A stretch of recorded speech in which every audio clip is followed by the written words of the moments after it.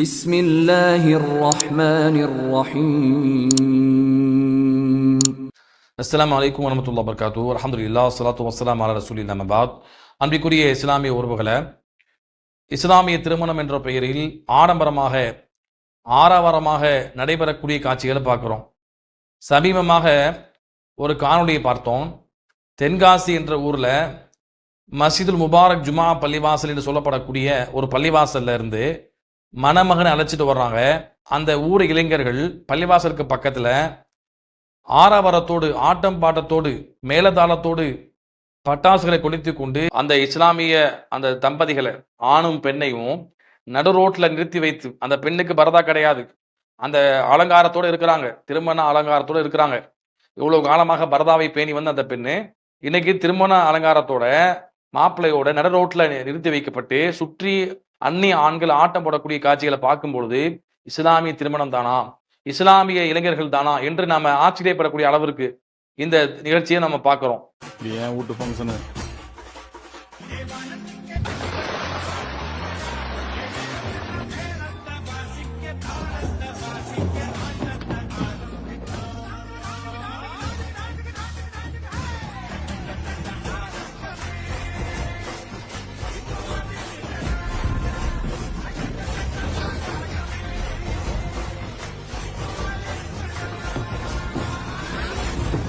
நீங்க பார்த்துருப்பீங்க எந்த அளவுக்கு பண்றாங்கன்னு பாருங்க. இஸ்லாமிய திருமணம் எந்த அளவிற்கு சுருக்கமாக நடத்தப்பட வேண்டும் என்று, செலவு குறைவாக நடத்தப்பட வேண்டும் என்று மார்க்கம் சொல்லியிருக்கிறது. வீண் விரயம் செய்வதை எந்த அளவுக்கு மார்க்கம் கண்டித்திருக்கிறது என்ற எந்த ஒரு தெளிவும் இல்லாம, இஸ்லாத்தினுடைய அடிப்படை விஷயங்கள் அறியாம இன்றைக்கு இது மாதிரி இளைஞர்கள் உருவாகி இருக்கிறாங்கன்னு சொன்னா இதுக்கு காரணம் என்ன? இந்த ஜும்மா பள்ளிவாசல், அந்த பள்ளிவாசலை சார்ந்த நிர்வாகம் அவங்க என்ன செய்யறாங்க? இது எப்படி அனுமதிக்கிறாங்க? நம்முடைய இளைஞர்களுக்கு மார்க்கத்தை முறையா சொல்லிக் கொடுக்கணும். இல்லை அப்படின்னா நடைபெறக்கூடிய தீமையாவது தடுக்கணுமா இல்லையா? இப்படி ஆடவரத்தோட நீங்க வந்தீங்கன்னா அந்த திருமணத்தை நடத்தி வைக்க மாட்டோம் அப்படின்னு சொல்லணும். அப்ப அதையெல்லாம் நிர்வாகத்தினுடைய பொறுப்புல இருக்கிறது. அந்த நிர்வாகத்தினர்கள் கண்டித்திருக்க வேண்டும், கண்டிக்காம இருக்கிறாங்க. எனவேதான் இந்த திருமணத்தை நடைபெற்று அந்த வீடியோவை என்ன பண்றாங்க, அந்த அப்படியே பள்ளிவாசலோட சேர்த்து வைத்து அந்த வீடியோவை நம்ம செய்யலாம், பள்ளிவாசல் பெயர் முத கொண்டு பார்க்கலாம். அப்ப அந்த அளவுக்கு திறந்து விட்டு இவங்க செய்யறாங்கன்னு சொன்னா அப்ப காரணம் என்ன? நிர்வாகம் அதை கண்டுகொள்ளாம இருக்கிறாங்க. அல்லாஹ் பயந்து கொள்ளுங்க. கட்டுப்படுத்தக்கூடிய பொறுப்பில் இருக்கக்கூடியவங்க அதை கட்டுப்படுத்தாம போனீங்கன்னா நீங்களும் அல்லாஹ்விடத்தில் பெயர் சொல்லி ஆக வேண்டும். எனவே இஸ்லாமிய இளைஞர்கள் இது மாதிரியான தவறான காரியத்தில் ஈடுபடாம இருக்க வேண்டும் என்று சொன்னா மார்க்க செய்தி முறையா சொல்லுங்க. இப்படித்தான் இஸ்லாமிய மார்க்க திருமணத்தை சொல்லுது, இப்படிதான் ரசூலுல்லாஹ் சொன்னாங்க, இதுக்கு மீறும் பொழுது அது வீண் விரயமாகிறது, அந்த வீண் விரைய செய்யக்கூடிய பணத்தை என்ன செய்யுங்க, ஏழை எளிய மக்களுக்கு கொடுங்க அப்படின்னு சொல்லி என்ன செய்யுங்க, இது மார்க்கத்துக்கு முரணான திருமணத்தை நாங்கள் என்ன செய்ய மாட்டோம், நடத்தி வைக்க மாட்டோம்னு சொல்லி அந்த நிர்வாகம் ஓப்பனா சொன்னீங்க, உறுதியா சொன்னீங்கன்னு சொன்னா இது மாதிரியாக நடக்கக்கூடிய திருமணம், ஆடம்பரம் நடக்கக்கூடிய திருமணங்களை கட்டுப்படுத்த முடியும். நாங்க தஃப்சத் தரமாட்டோம் அப்படின்னு ஒரு நிர்வாகம் உறுதியா இருக்கும் பொழுது அதை மீறி எப்படி இவங்க திருமணத்தை நடத்துவாங்க? எனவே அந்த நிர்வாகத்தினர்கள் இதுல உறுதியாக இருங்க. ரெண்டாவது பாத்தீங்கன்னு சொன்னா இந்த இஸ்லாமிய இளைஞர்கள் அல்லாஹ் பயந்து கொள்ளுங்க. அல்லாஹ் கொடுத்த பொருளாதாரம் என்பது அவன் கொடுத்தது, நம்முடைய உழைப்பால் வந்தது மாத்திரமல்ல, அவனுடைய நாட்டத்தால் நமக்கு வந்தது. அல்லாஹ் ரப்புல் ஆலமீன் நமக்கு உழைக்கக்கூடிய உடல் ஆரோக்கியத்தை கொடுத்தா தான் நாம உழைத்து சம்பாதிக்க முடியும். அல்லாஹ்வின் பொறுத்து கொடுக்கப்பட்டது. அல்லாஹ் என்ன சொல்றான், எப்படி சொல்றான்?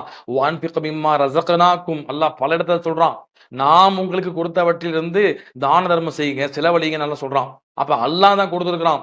அல்லாஹ் கொடுத்த ஒன்றை அல்லாஹ் எப்படி செலவு செய்ய சொல்றானோ அந்த அடிப்படையில் செலவு செஞ்சா மட்டும்தான் அதற்கான முறையாக நன்றி செலுத்திய கடமை நமக்கு நீங்கும். அப்படி செய்யலன்னு சொன்னோம்னா நாம அல்லாஹ்வுடைய அருளுக்குடைய மறுத்ததற்கு சமமாகும். அல்லாஹ் சொல்றான், லஇன் ஷக்கர்தும் லஅஸீதன்னக்கும், நான் உங்களுக்கு கொடுத்தவற்றில் நீங்க நன்றி உபகாரம் செய்தால் நான் அதிகமாக கொடுக்கிறேன்.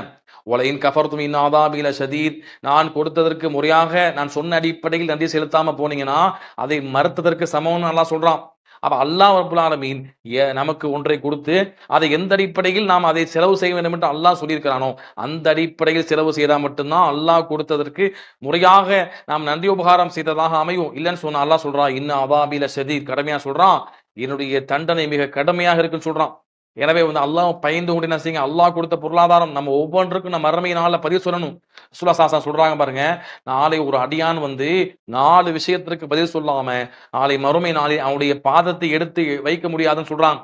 அதுல ஒண்ணு சொல்றாங்க, எப்படி சம்பாதிச்ச ஹலாலா சம்பாதிச்சியா, அது மாத்திரம் போதாது. அந்த ஹலாலாக சம்பாதித்த அந்த பணத்தை ஹலாலாக செலவு செய்ய வேண்டும். எப்படி செலவு செய்தா அல்லாஹ் கேட்பான். அதுக்கு பதில் சொல்லாம ஒரு அடியானுடைய பாதத்தை எடுத்து வைக்க முடியாதுன்னு ரசூலுல்லாஹ் சொல்றாங்க. அப்ப இப்படி எல்லாம் சொல்லப்பட்டிருக்கும் பொழுது, நாளை மறுமையினால அல்லாஹ் கொடுத்த பொருளாதாரத்தை வீண் விரயம் செஞ்சோம், மோசமான காரியத்துல, தவறான காரியத்துல பயன்படுத்தணும்னு சொன்னா, அல்லாஹ் நிச்சயமா பிடிப்பான் என்கிற அந்த மறுமை அச்சம் இருந்தா, இப்படி தெருவுல நின்று ஒரு காபிர்கள் போல, மறுமை சிந்தனை அற்றவர்கள் போல இஸ்லாமிய இளைஞர்கள் ஆட்டமாட்டம் போடுவாங்களா?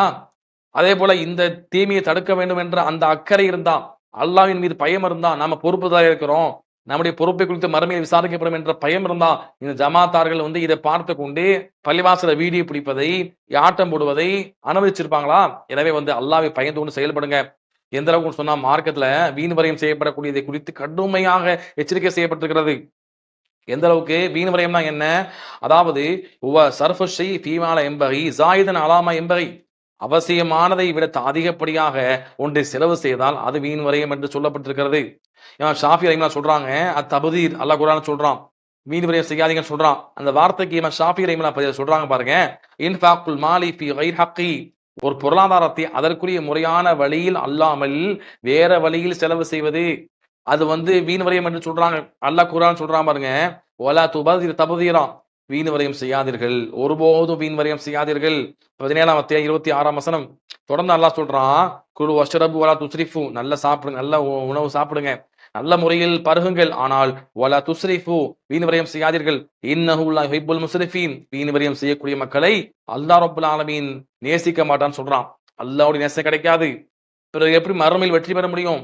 இந்த வசனம் 6ஆம் அத்தியாயம் 141ஆம் வசனம் அல்லாஹ் தொடர்ந்து சொல்றான். அது மாத்திரம் அல்ல, இன்னல் முபதிரீன கான இஹ்வான ஷயாத்தீன், யாரெல்லாம் வீண் விரயம் செய்யறாங்களோ அவர்கள் எல்லாம் ஷைத்தானுடைய தோழர்கள் என்று அல்லாஹ் பதிவு செய்யறான். 17ஆம் அத்தியாயம் 27ஆம் வசனம். அதே போல அல்லாஹ் ஒருபடி மேலா சொல்றான் பாருங்க, அல்லாஹ் பயந்து கொள்ள வேண்டும். எந்த பொருளாதாரத்தை இப்படி எல்லாம் நம்ம வந்து வீண் விரயமா செய்யறோமோ, மேலதாளத்துக்கு, அதே போல பட்டாசு கொடுத்துவதற்கு, ஆடம்பரமா திருமணங்கள்ல வந்து பாக்குறோம், ஆடம்பரமா டெக்கரேஷன் பண்றாங்க, தேவைக்கு மீறி டெக்கரேஷன் பண்றாங்க. ஒரு நாள் சில மணி நேர கூத்துக்காக அந்த மாப்பிள்ளைக்கு ஆடை என்ன, அவரை மறைக்கக்கூடிய அளவிற்கு அந்த பூமாலை என்ன, இதெல்லாம் போட்டு தேவையில்லாத வீண் விரயம் செய்யறாங்க. ஒரு நாள் கூத்துக்காக சில மணி நேரத்திற்காக பல்லாயிரக்கணக்கான ரூபாய் செலவு செய்யறாங்களா இல்லையா? அல்லாஹ் சொல்றான், இப்படி செலவு செய்யக்கூடிய மக்கள் அல்லாஹ் சொல்றான், அதாவது வன்னல் முஸ்ரிஃபீன ஹும் அஸ்ஹாபுன் நார், வன்னல் முஸ்ரிஃபீன ஹும் அஸ்ஹாபுன் நார். அல்லாஹ் சொல்றான் 40ஆம் அத்தியாயம் 43ஆம் வசனம், 40ஆம் அத்தியாயம் 43ஆம் வசனம் எடுத்து பிடித்து பாருங்கள். யாரெல்லாம் வீண் விரயம் செய்கிறார்களோ ஹும் அஸ்ஹாபுன் நார், அவர்கள் நரகவாதி என்று அல்லாஹ் சொல்றான். அல்லாஹ் பயந்து கொள்ள வேண்டாமா? அப்ப நான் வீண் விரயம் செய்யக்கூடியது வந்து நாளை மறுமையினுடைய வெற்றியை கேலிக்குறியாக்கி நரகத்திற்கு தள்ளக்கூடிய ஒன்றாக இருக்குன்னா, எந்த அளவுக்கு நாம இந்த விஷயத்துல பயந்து கொள்ளணும். அதே போல வந்து பாத்தீங்கன்னு சொன்னா, இஸ்லாத்துல வந்து திருமணத்தை வந்து மிக இலகுவாக நடத்துமாறு வலியுறுத்தப்பட்டிருக்கிறது. இப்படிலாம் வீண் விரயம் செய்வாங்க, இப்படி எல்லாம் பொருளாதாரத்தை செலவு செய்வாங்க. ஒரு நாள் கூத்துக்காக எவ்வளவு பொருளாதாரம் செலவு செய்யப்படுது, எவ்வளவு ஏழை எளிய மக்கள் இருக்கிறாங்க, அவங்களுக்கு பொருளாதாரத்தை கொடுத்து உதவி செய்யலாமா இல்லையா? எவ்வளவு மக்கள் பக்கத்துல கஷ்டப்படுவான், கண்ணெதிர பார்ப்போம், கஷ்டப்படுறாங்களா இல்லையா? அவங்களுக்கு தூக்கி 5ஓ 10 கொடுப்பதற்கு யோசிப்பான். ஆனா தன்னுடைய மகனுடைய திருமணம் வந்தா தன்னுடைய கெத்த காட்டணும், பண திமிர காட்டணும் என்பதற்காக என்ன செய்வான்? இப்படியாக வீண் விரயம் செய்வார்கள். அல்லாஹ் பயந்து கொள்ளுங்கள். எந்த அளவுக்கு சொல்லப்பட்டிருக்கு இஸ்லாத்துல, ஹைருன் நிக்காஹ் ஐஸருஹு, ரசூலுல்லாஹ் சொல்றாங்க பாருங்க, அபூ தாவூதுல 2114ஆம் செய்தியா பதிவு செய்யப்பட்டிருக்கிறது. சொல்றாங்க, அதாவது ஹைருன் நிக்காஹ், சிறந்த நிக்காஹ் என்ன தெரியுமா?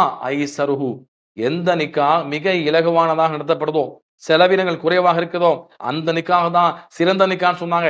அல்லாஹ்வுடைய பொருத்தத்தை பெற்ற நிக்கான்னு சொன்னாங்க. அல்லாஹ்வுடைய பொருத்தம் நமக்கு வேணாமா? அல்லாஹ்வுடைய நேசம் நமக்கு வேணாமா?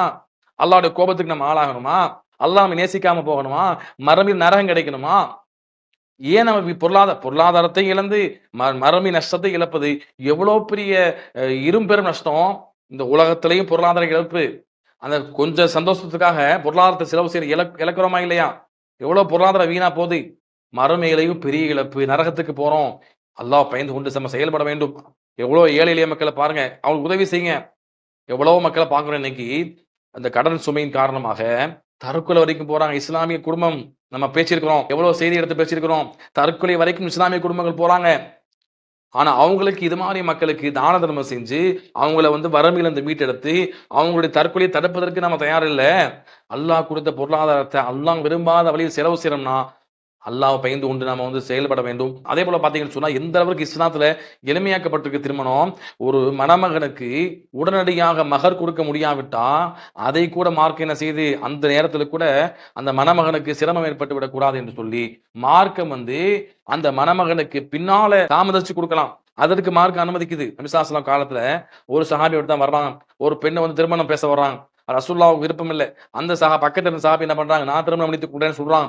அப்ப நபி ஸல்லல்லாஹு அலைஹி வஸல்லம் ஏதாவது கொண்டு வாங்கன்னு சொல்றாங்க மகராக. அவரால் எதையுமே கொண்டு கொடுக்க முடியல. அப்ப கடைசி என்ன பண்ணாங்க, நான் என்ன செய்யறேன், இந்த பெண்ணுக்கு பின்னால என்னுடைய மனப்பாடம் செய்த சூறாக்களை கற்றுக் கொடுத்து அந்த கல்வியை கற்றுக் கொடுத்து அதை மகரா அமைத்துக் கொள்றேன்னு சொல்றாங்க. அப்ப கல்வியை கற்றுக் கொடுத்து குர்ஆனை கற்றுக் கொடுத்து மகரா அமைத்துக் கொண்டாங்க. உடனடியாக கொடுக்கல. உடனடியாக கொடுக்க சிரமம் ஏற்பட்டா தாமதிச்சு கொடுக்காத என்பதற்கு ஆதாரம். அதே போல மிக இலகுவாக கல்வி கற்றுக் கொடுக்கப்பட்டு அதை மகராக வைத்து நடைபெற்ற திருமணம் எந்த அளவுக்கு நபி ஸல்லல்லாஹு அலைஹி வஸல்லம் காலத்துல என்ன பண்ற, நபி ஸல்லல்லாஹு அலைஹி வஸல்லம் ஒரு சஹாபியை பாக்குறாங்க. அப்துர்ரஹ்மான் பின் அவுஃப் அவங்கள பார்த்து என்ன செய்றாங்க, என்ன உங்களுடைய சட்டையில மஞ்சள் நிறமா இருக்குன்னு கேக்குறாங்க. அப்ப ரசூலுல்லாஹ் நான் திருமணம் முடிச்சிட்டேன்னு சொல்றாங்க. அப்ப நபி ஸல்லல்லாஹு அலைஹி வஸல்லம் சொன்னாங்க, ஒரு ஆட்டையாவது அறுத்து என்ன பண்ணுங்க வலிமா கொடுங்கன்னு கேக்குறாங்க. அப்ப ரசூலுல்லாஹ் ஸல்லல்லாஹு அலைஹி வஸல்லம் அவங்களை கூட திருமணத்துக்கு கூப்பிடாம மறைமுகமாக இலகுவாக சாதாரணமாக திருமணம் நடைபெற்றிருக்கு. திருமணத்துக்கு என்னங்க தேவை, 2 சாட்சி வேணும், பெண்ணுடைய பொறுப்புதாரி வேணும், கணவன் மனைவி 5 பேர் தான் திருமணத்துக்கு இஸ்லாமிய திருமணத்தினுடைய வரையறை. எனக்கு என்ன பண்றாங்க, நான் கூட்டத்தை கூட்டணும், 1000 பேரை கூட்டத்தை கூட்டி காட்டணும், என்னுடைய செல்வாக்கை காட்டணும்னு சொல்லி தேவையில்லாம ஆடம்பரமாக திருமணத்தை நடத்துறாங்க.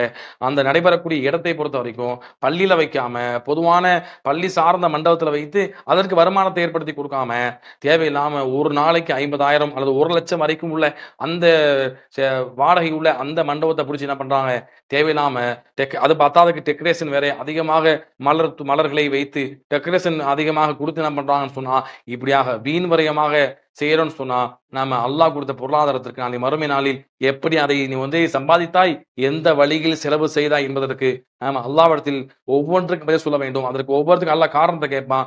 ஏன் இலகுவான இடத்துல வைக்க முடியாதா, சின்ன மண்டபம் போதாதா, ஆடம்பரம் இல்லாத மண்டபம் போதாதா, பள்ளிவாசல் போதாதா, பெரிய வீடு போதாதா, இவ்வளவு டெக்கரேஷன் பண்ண வேண்டிய அவசியம் என்ன, ஒரு நாள் கூத்துக்காக ஏன் டெக்கரேஷன் பண்ற, அல்லாஹ் கேட்பானா இல்லையா? ஒரு நாள் மாப்பிளை போட்டுட்டு தூக்கி போடக்கூடிய அந்த ஆடைக்கு இவ்வளவு காசையும் கொட்டுன அல்லாஹ் கேட்பானா இல்லையா?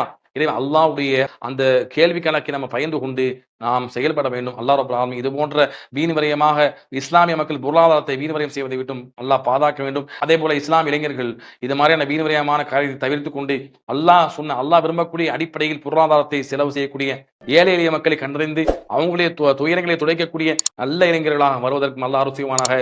அஸ்ஸலாமு அலைக்கும் வரஹ்மத்துல்லாஹி வபரகாத்துஹு.